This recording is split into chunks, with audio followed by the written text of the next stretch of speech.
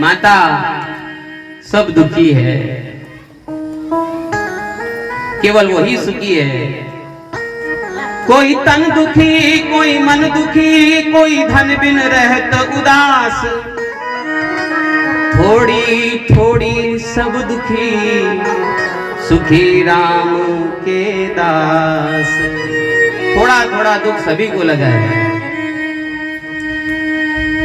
हरि का नाम ले प्यारे। कपिल महाराज ने उसी समय माता जी नदी के रूप में परिणित हो गई। ऐसा सुंदर उपदेश दिया कि माता जी उसी समय नदी बन गई। उस नदी में कपिल देव ने स्नान किया, घर का त्याग किया और समुद्र के किनारे अपना आश्रम बनाया, गंगा सागर के किनारे, जहां पर गंगा जी का विलय होता है। वहां पर आश्रम बना करके श्री कपिल देव जी निवास करने लगे, भगवान का भजन करने लगे। राजर्षि राजा परीक्षित जी सुखदेव जी को प्रणाम कर रहे हैं।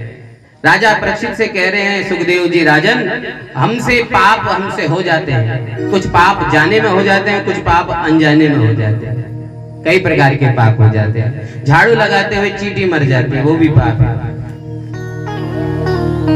मच्छर बैठा है, अचानक हाथ चला गया, कल्याण हो गया, तो वो भी पाप है। अनजाने में भी पाप हो जाते हैं।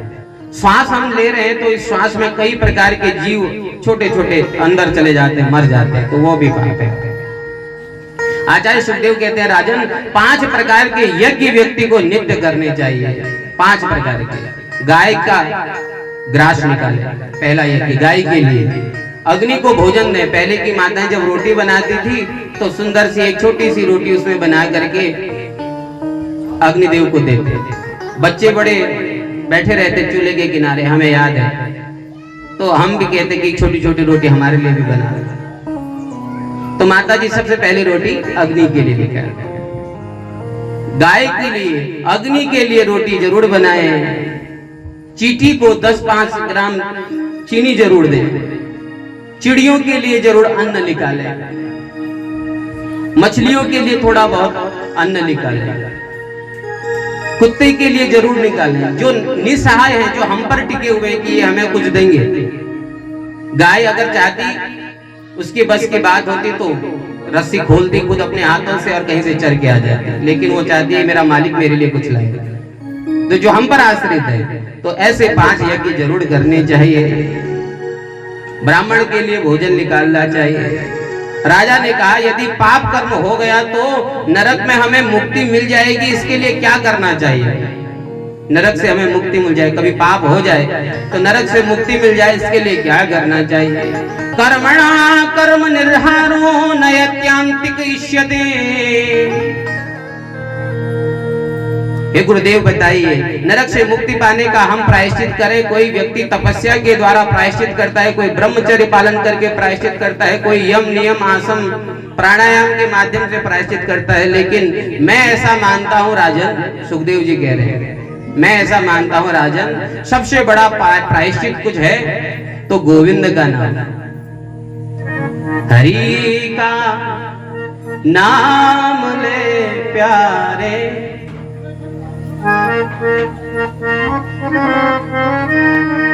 हरि कीर्तन सबसे बड़ा प्रायश्चित है। आहा, प्रयास करो कि परमात्मा से कुछ भी मांगना ना पड़े। मांगना है तो किसी से भी कुछ ना मांगे। मांगने से आत्मबल कमजोर हो जाता है। मांगना नहीं किसी से। प्रयास करो कि हमारा हाथ ऐसे ही रहे, कुछ दें, मांगे ना किसी से। मैं किसी से जीवन में कुछ मांगूं ऐसा समय ना आए। हाँ, मैं किसी को कुछ दूं ऐसा परमात्मा मुझे जरूर बनाए। आचार्य सुखदेव कहते हैं कि एक बार जिसने अपने मन को कृष्ण के चरणों में लगा दिया, वो स्वप्न में भी कभी यमराज की पुरी को नहीं देखता। यमपुरी के दर्शन उसे कभी भी नहीं होते। बोलिए जय श्री कृष्ण, जोर से बोलिए जय श्री कृष्ण। मुझे एक कहानी यहाँ पर याद आती है, एक कथा याद आती है। एक पंडित जी थे, तो पंडित जी का नाम है अजामिल। क्या नाम है? अजामिल। अजामिल नाम के पंडित जी हैं। शास्त्रों का बोध है, शास्त्रज्ञ हैं, मर्मज्ञ हैं, ज्ञान के जानने वाले हैं, लेकिन इन सब के बाद थोड़ा सा मन इधर उधर हो जाए ना, मन बिगड़ जाए तो ज्ञानी व्यक्ति भी कलंकित हो जाता है। बड़े ज्ञानी है और हमारे मन में काम, क्रोध, मद, लोभ प्रवेश करने के दो स्थान होते हैं, एक कान और दूसरी आंखें। जैसा हम देखते हैं, जैसा सुनते हैं, इससे आंखों के माध्यम से और कानों के माध्यम से काम और क्रोध प्रविष्ट हो जाता है। अजामिल जी बड़े ज्ञानी हैं, बड़े धर्मात्मा हैं। एक दिन जा रहे थे पंडिताई करने के लिए, पंडिताई करके आ रहे थे तो मार्ग में एक गणिका का घर दिख गया। गणिका कहते हैं वेश्या, उसका घर दिख गया। उस समय वह गणिका जो है अपने अतिथि को संतुष्ट कर रही थी। ऐसी स्थिति में अजामिल ने देखा तो आंखों से देखा तो काम प्रविष्ट हो गया। सभी गुण विद्यमान है लेकिन काम प्रविष्ट हो गया तो सारे गुण मलिन हो गए। गणिका के प्रेम में आसक्त हो गया। गणिका से कहा कि मेरे घर चलो, मेरे पास बहुत सारा धन है, आनंद से रहो। गणिका को अपने घर ले आया ब्राह्मण अजामिल।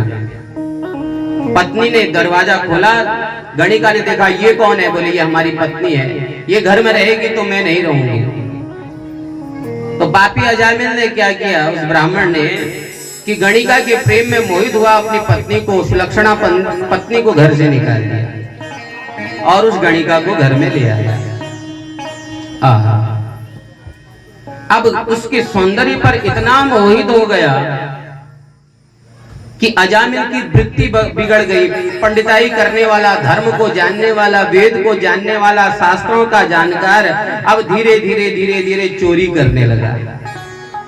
महाराज, कोई आपसे कह दे कि पंडित जी या फलाने जी आइए थोड़ा सा पिक्चर देख करके आवे। अब आप सदा भगवान की शंख घंटी इत्यादि का आनंद लेने वाले, भजनों का आनंद लेने वाले, भगवान की कथा का आनंद लेने वाले, किसी ने कहा अरे एक दिन देखने से क्या होता है, थोड़ा सा आपको अच्छा महसूस होगा, और आप गलती से चले जाए और धीरे धीरे धीरे, मैंने कहा ना कि संग को त्यागो, अच्छे लोगों का संग करो। पहले दिन पिक्चर देखी, दूसरे दिन महाराज पैसा ऐसे ही व्यय किया, धीरे धीरे धीरे धीरे अपना जो वास्तविक मार्ग था वो भटक गया। अजामिल चोरी करने लगा, गणिका के प्रेम में पड़ गया, डांका डालने लगा। आज पंडित अजामिल जो है डाकू अजामिल बन गया। वह अजामिल लोग उसको देख करके अपनी दुकानें बंद कर लेते, ताला लगा देते कि कब ये नंगी तलवार लेकर के चलता, सर पर काला पट्टा बांधता, जिसके कंधे में कभी वेद पुराण होते थे, सुंदर पुस्तक होती थी, आज उसके कमर में कटार है, जिसके माथे पर शिका होती थी, शिका के स्थान पर काला पट्टा सर पर बांधा है, कुरूप दिख रहा है, दाढ़ी बढ़ा ली, डाकू अजामिल बन गया। उसी गणिका के माध्यम से 9 पुत्र हुए अजामिल के। कितने? 9 पुत्र हुए गणिका से। कौन उसे सुधारे, लेकिन संत संग में ताकत होती है। सत्संग जीवन को परिवर्तित कर देता है। आप दिन भर कुछ भी करें, सायंकाल आधा घंटा निकाल के यदि मजीरा ढोलक लेके घर में भजन करें तो आपके छोटे छोटे बच्चे भी आपके पास में बैठना प्रारंभ कर देंगे। उसी को सत्संग कहते हैं। आज हम देखते हैं कि सबका सत्संग अलग अलग कमरे में हो रहा है, हाथ में मोबाइल लिए बैठे हैं बस। कोई परिवार में 7 लोग हैं तो कभी आप बड़ी मुश्किल से 7 लोगों को एक जगह पर इकट्ठा शायद ही देख रहे होंगे। कभी अपने अपने काम से आते, अपने अपने कमरों में बैठे, ध्यान ही नहीं रहता है। माता जी कहती है भोजन बन गया, हाँ आ रहा हूँ, अरे रोटी ठंडी हो गई, हाँ आ रहा हूँ ना, अभी आ रहा हूँ। पिताजी कमरे पर एक जगह पर लगी है, माता जी रोटी आधी जल गई है लेकिन उधर भी ध्यान है। बोली जय श्री कृष्ण। सत्संग सायंकाल आधा घंटा सत्संग आपको मिल जाए, आप कुछ भी ना करें, अपने पिताजी के पास बैठ जाइए, बैठते रहिए। जैसे ही आप घूम फिर करके आते हैं, आधा एक घंटा जितनी देर पिताजी आपकी कुर्सी में बैठते हैं तो बैठ जाइए। बड़ों के पास बैठने से कुछ ना कुछ प्राप्त अवश्य होता है। अयोध्या से कुछ संतों की मंडली श्रीधाम वृंदावन को जा रही थी। अयोध्या से आ रहे थे और वृंदावन को जा रहे थे। मार्ग में अजामिल का वह गांव पड़ गया। बड़े ध्यान से सुनिएगा, पहले के संत पैदल चलते थे, गाड़ी इत्यादि होती नहीं थी, पैदल ही यात्रा करते। पहले आप देखते होंगे हमारी चकुटिया से बारात लगती थी संतों की बद्रीनाथ जाने के लिए। हम छोटे छोटे, हमें स्मरण है उस बात का। आज भी कभी कभी हम कोई दिख जाते, पैदल जाते हैं, तो पहले पैदल ही जाया करते यात्रा के लिए। अयोध्या से आए श्रीधाम वृंदावन को जा रहे हैं संत, पूरी मंडली साथ में रहती, 10-12 लोग तो रहते ही रहते थे, ऐसे चलते थे। आहा, उनमें से एक महात्मा है, बाकी सब उनके शिष्य हैं। कीर्तन चल रहा है, श्री राम जय राम जय जय राम, श्री राम जय राम जय जय राम, श्री राम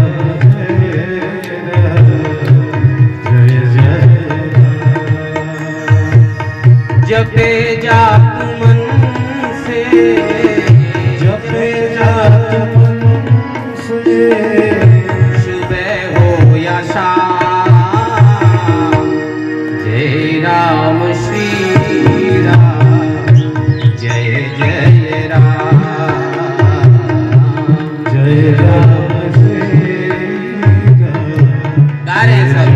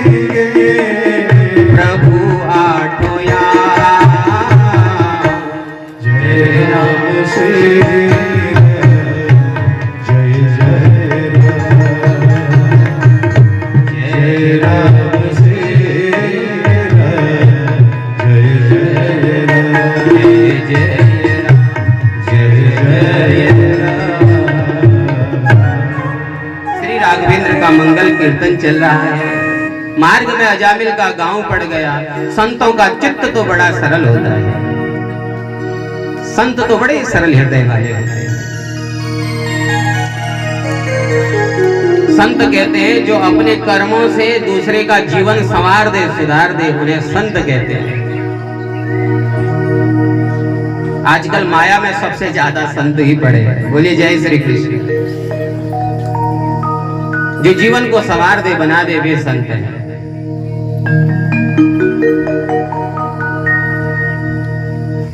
एक संत जो है अपने शिष्य से चरण दबा रहे थे। कई गुरुओं को होता है ना, संतों को होता है, तो शिष्य उनके चरण दबाते हैं। रात्रि में भोजन के बाद एक शिष्य चरण दबा रहे थे, तो चरण दबाते दबाते 10 बजे से चरण प्रारंभ किया दबाना, तो 2 बज गए रात।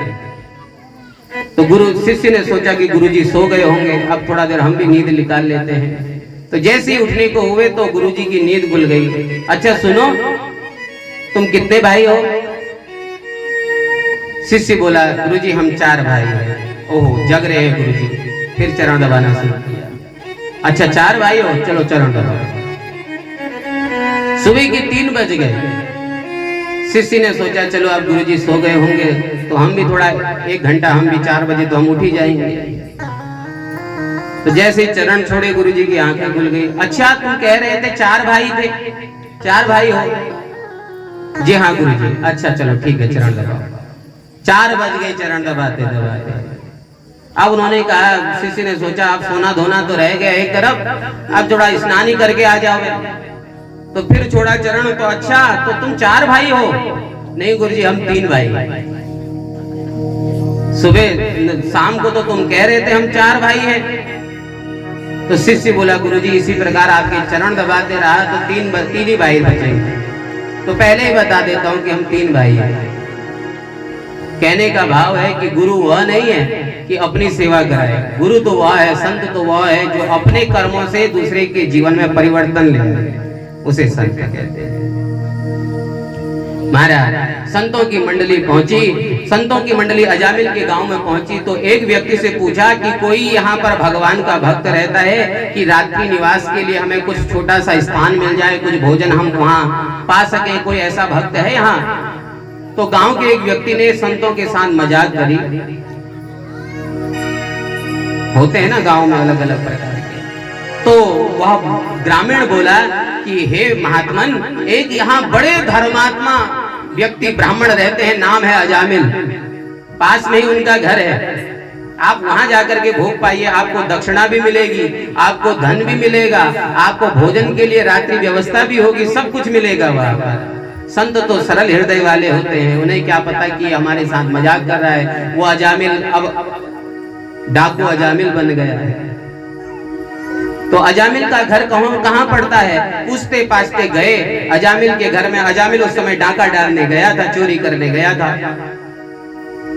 जैसे ही दरवाजा खटखटाया, दरवाजा खोला, अजामिल की वह पत्नी ने जो गणिका है।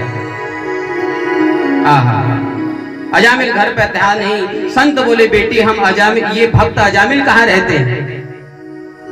अब जैसे ही अपने पति का नाम भक्त अजामिल सुना तो गणिका के मन में आहा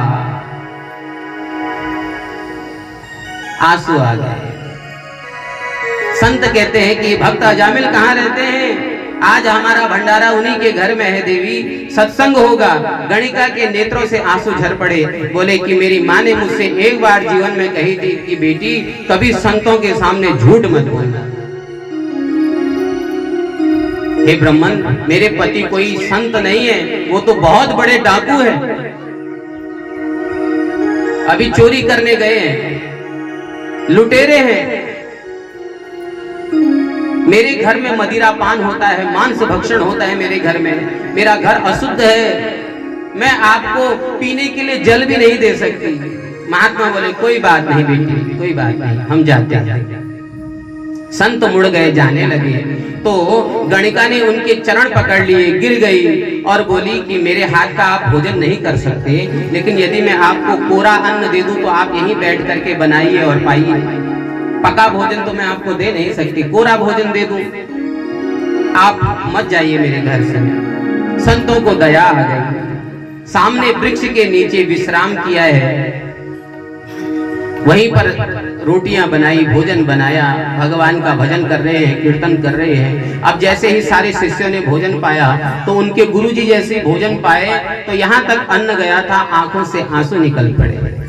शिष्य बोला, गुरुजी आप भोजन क्यों नहीं पा रहे, रो क्यों रहे हैं? बोले, इस डाकू अजामिल का अन्न खा रहे हैं, इस अन्न को हम खा रहे हैं, इसको सुधारूं कैसे? अजामिल का अन्न हमने खाया है, इसको सुधारना है, लेकिन कैसे? यदि इसे कहूंगा कि रोज गायत्री मंत्र जब भगवान का पूजन कर ये सब छोड़ दे तो महाराज ये मानेगा नहीं, क्योंकि इसने तो दुष्वृत्ति पकड़ ली है। क्या करूं ऐसा? अब अजामिल डाका डाल करके, धन लूट करके प्रातः 4 बजे अपने घर से घर पर लौटा। वहां वृक्ष के नीचे संतों की मंडली देखी, डाकू अजामिल, और आग बबूला हो गया। महाराज, इनको किसने बुलाया? इन संतों को मेरे घर में किसने बुलाया? किसने इनको आज्ञा दी? गणिका बाहर आ गई, बोली, ऐसा क्यों बोलते हो? पत्नी से डरता था महाराज।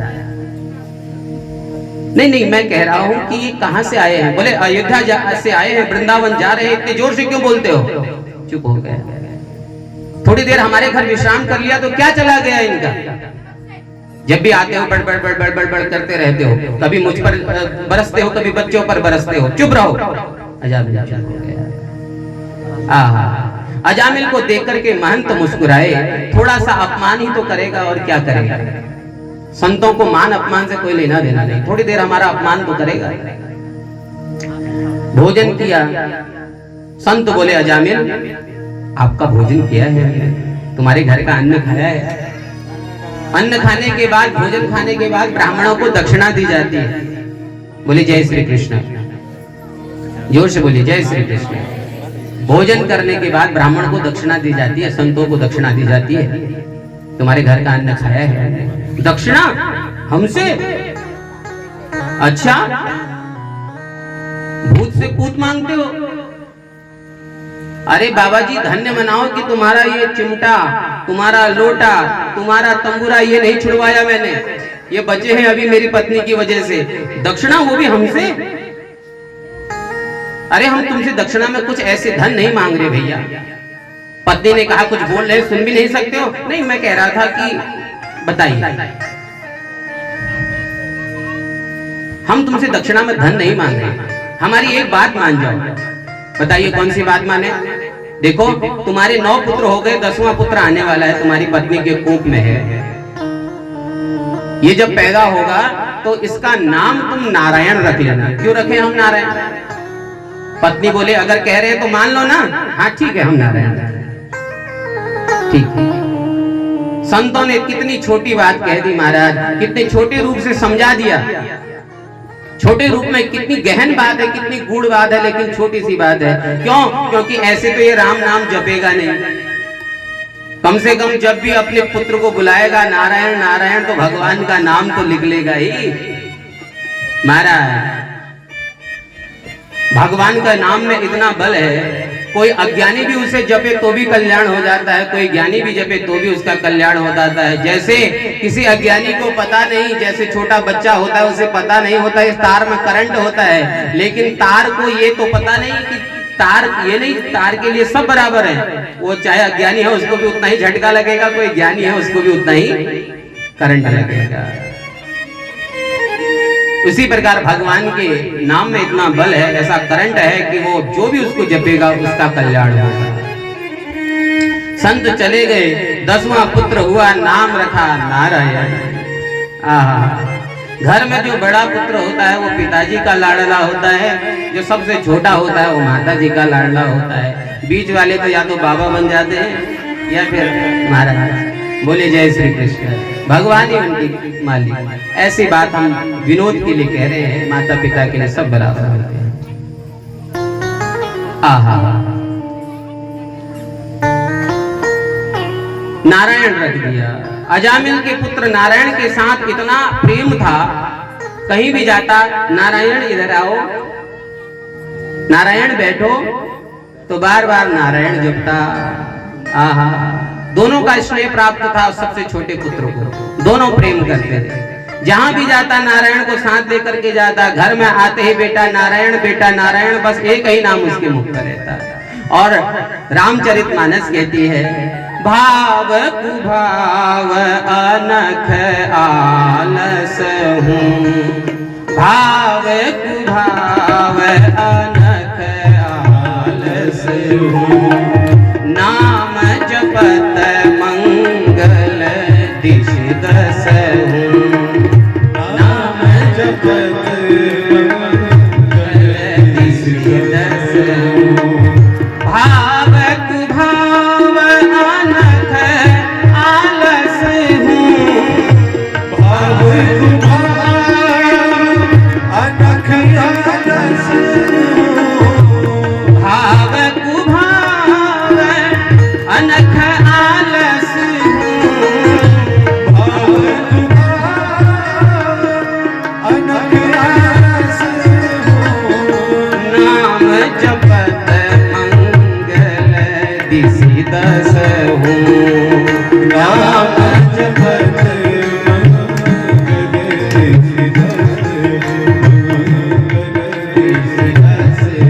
मंगल दिशि दस।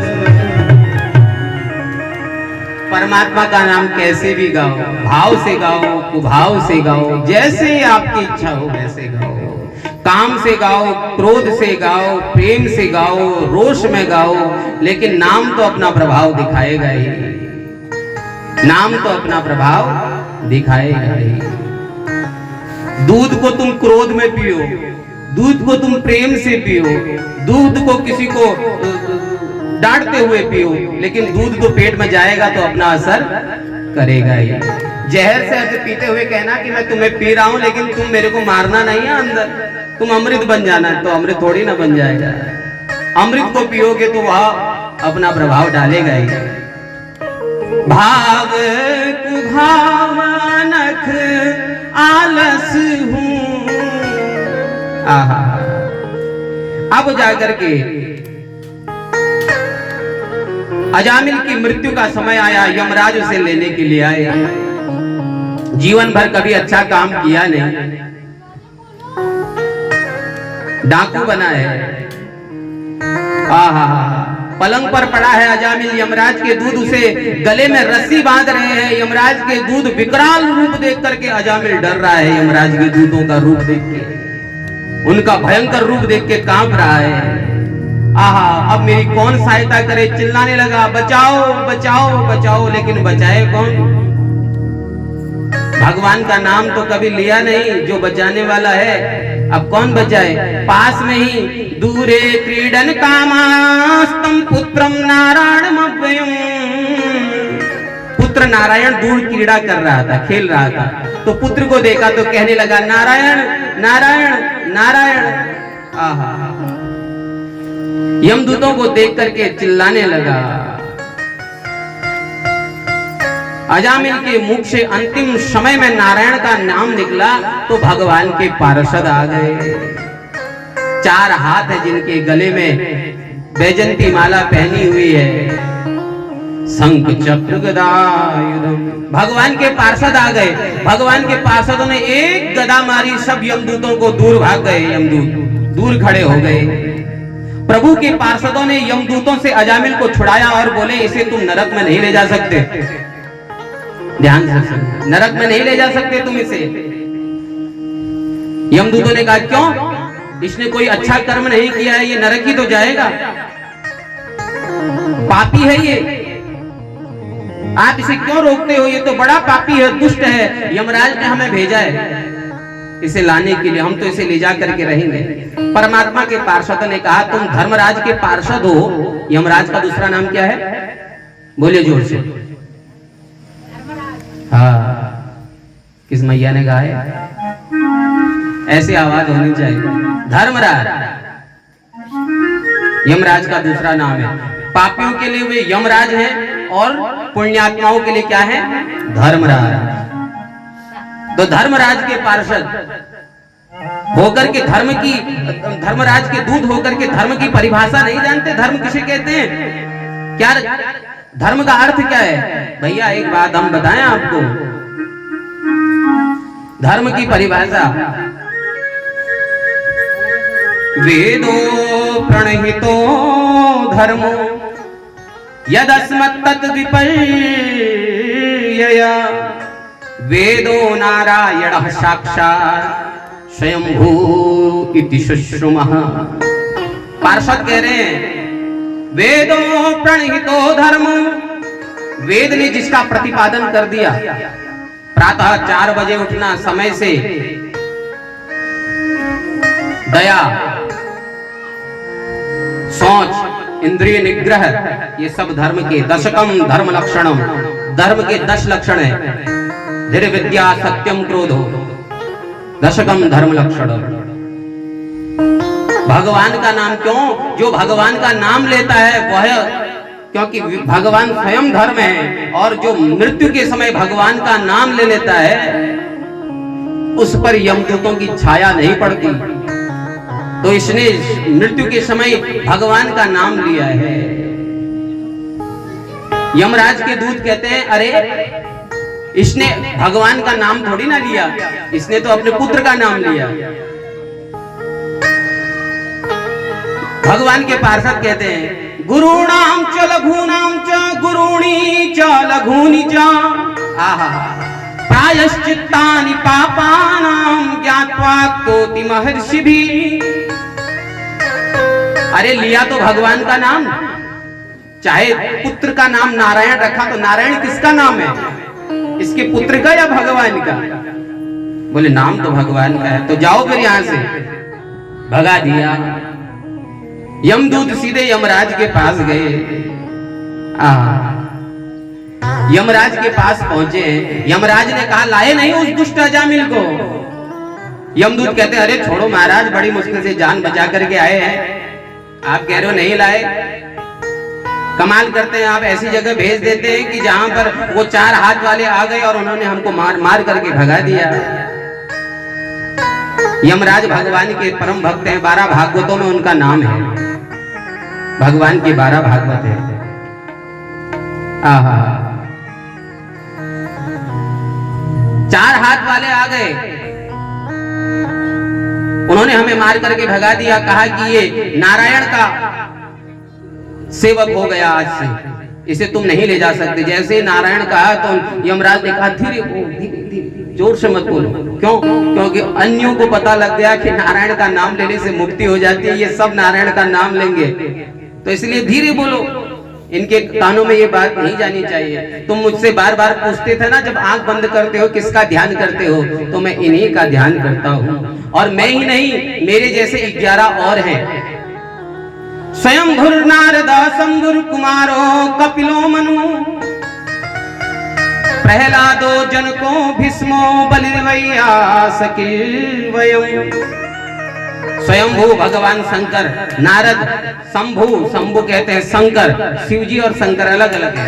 स्वयंभू नारद शंभु कुमारो कपिलो मनु, सनक सनंदन सनातन सनत कुमार, कपिल, मनु, प्रहलाद, जनक, भीष्म, बलि, व्यास और मैं, हम 12 भागवत हैं जो उनके नाम का अनुसरण करते हैं। जैसा वो आदेश करते हैं वैसा हम करते हैं।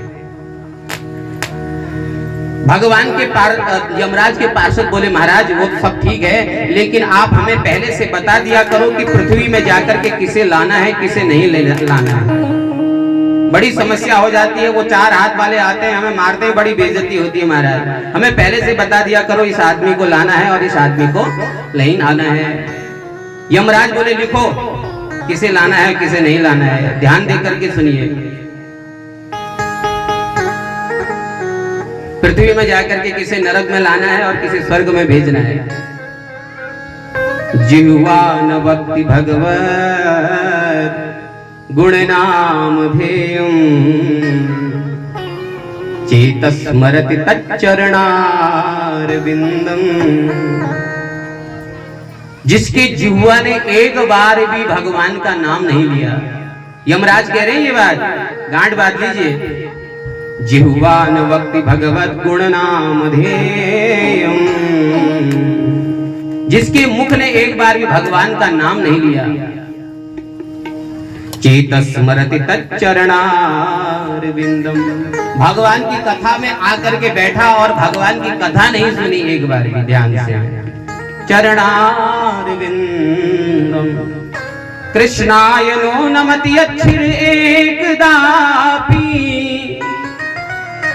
जिसका मस्तिष्क भगवान के चरणों में एक बार भी नहीं झुका।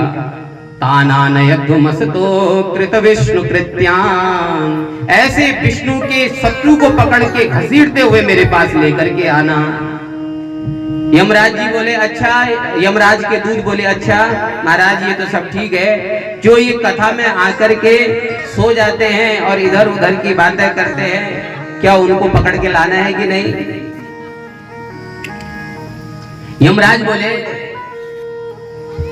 देखो जो कथा में आकर के सो जाते हैं, इधर उधर की बातों पर जिनका मन लगा रहता है, उनको भी पकड़ करके मेरे पास मत लाना, उनको पकड़ करके मेरे पास। क्यों? क्योंकि कथा में कभी भी जय श्री कृष्ण का उद्घोष होगा तो डर के मारे बोलेंगे तो सही, बोलिए जय श्री कृष्ण, और जय श्री कृष्ण बोलेंगे तो कल्याण हो जाएगा। महाराज ऐसे अजामिल को प्रभु के पार्षदों ने बचा लिया। अजामिल सब देख रहा है, कि यमदूत मुझे पकड़ने आए थे, पार्षदों ने मेरी प्राण रक्षा की और एक अवसर भगवान ने और दे दिया। अब तो अजामिल भगवान का नाम जपने लगा, भगवान के नाम का स्मरण कर लिया। अब जाकर के हाथ जोड़ के कहने लगा, अब मैं ऐसा कोई कर्म नहीं करूंगा कि मेरे को फिर उस नरक में जाना पड़े। तेरा सुंदर रूप सलोना, अखियन में जादू टोना, कहीं नजर नहीं लग जाए तिहारे